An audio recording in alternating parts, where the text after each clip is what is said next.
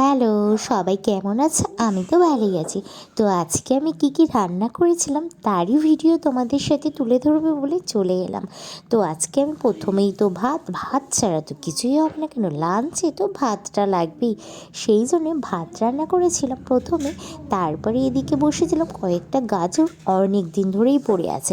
গাজরটা শুকিয়ে যাচ্ছে, এবার ওই কটা গাজর দিয়ে কী আর করবো। তো ঘরে দেখি কটা উচ্ছেও ছিল, তো উচ্ছে আর গাজর একসাথে ভাজা করে দিলাম। জিনিসটা খারাপ হয়নি কিন্তু, কেননা উচ্ছেটা একটু দিত আর গাজরটা যেহেতু একটু মিষ্টি মিষ্টি, একসাথে দুটোই ভেজে নিয়েছিলাম আর একটু কড়া করেই ভেজেছিলাম যাতে সবাই খেয়ে নেয়।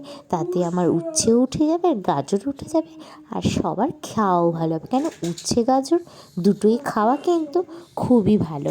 সেই জন্য আমি ভাবলাম যে তাহলে দুটোই একসাথে ভেজে ফেলি, আর ভাজা জিনিসটা দেখবে খাওয়া হয়েই যায়। এটা যদি আমি তরকারি করতাম তাহলে আর কিন্তু খাওয়া হতো না।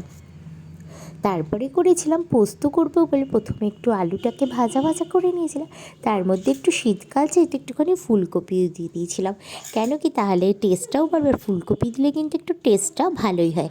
তারপরেই পোস্ত ছড়িয়ে দিয়েছিলাম, পোস্ত একটু জল দিয়ে পোস্তটা দিয়ে মাখা মাখা করে শুকনো শুকনো করেই করব। আমি আগে শুধু আলু পোস্তই করতাম, কিন্তু এখন একটু ফুলকপি ওর মধ্যে দিয়ে দিলে ভালো হয়। আর এদিকে বাঁধাকপিটা একটু ভাপাতে বসিয়ে দিলাম, কেন বাঁধাকপিতে খুব গ্যাস, আর একটু সেদ্ধ না করে দিল, সেদ্ধ মানে জলটা একটু ফুটে উঠলে জাস্ট ওর মধ্যে একটু বাঁধাকপিটা ফেলে দেবো, তাহলে কি হবে, গ্যাসও হবে না আর একটা যে বাজে স্মেল আছে সেটাও চলে যাবে। সেই জন্য দুটো গ্যাস একসাথেই আমি জ্বালিয়ে দিই, না হলে আমার যেহেতু রান্না টান্না একটু বেশি, সেই জন্য এদিকে এটাও হয়ে গেল। আর পোস্তটা দেখো গামাখা শুকনো শুকনো করে খেতে কিন্তু খুবই ভালো হয়। আমি যদিও বা পোস্ত অত পছন্দ করি না, কিন্তু শনিবারের মেনুতে আমাদের বাড়িতে পোস্ত হবেই, কেন কি এই বাড়িতে সবাই পোস্ত খেতে খুবই পছন্দ করে। আমিও খাই, কিন্তু আমার অতটা ফেভারিট না। অনেকেই আছে পোস্ত মানেই খুবই ফেভারিট, কিন্তু আমার অতটা না।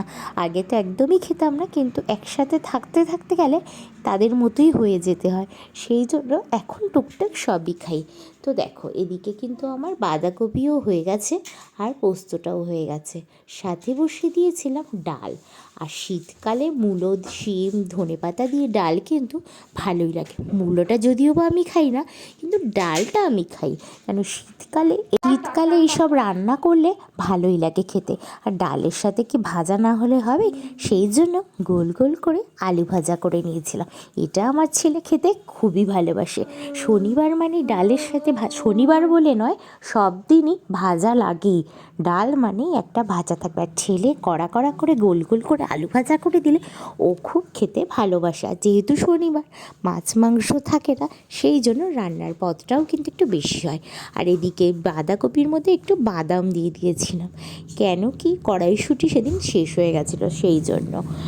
আর এদিকে তারপরে পনিরটাও করে নিলাম, পনিরটাও হালকাই করেছিলাম। আলু আর ক্যাপসিকাম ছিল ঘরে, তো একটু আলু ক্যাপসিকাম দিয়ে মাখা মাখা করে তরকারিটা করে নিয়েছিলাম।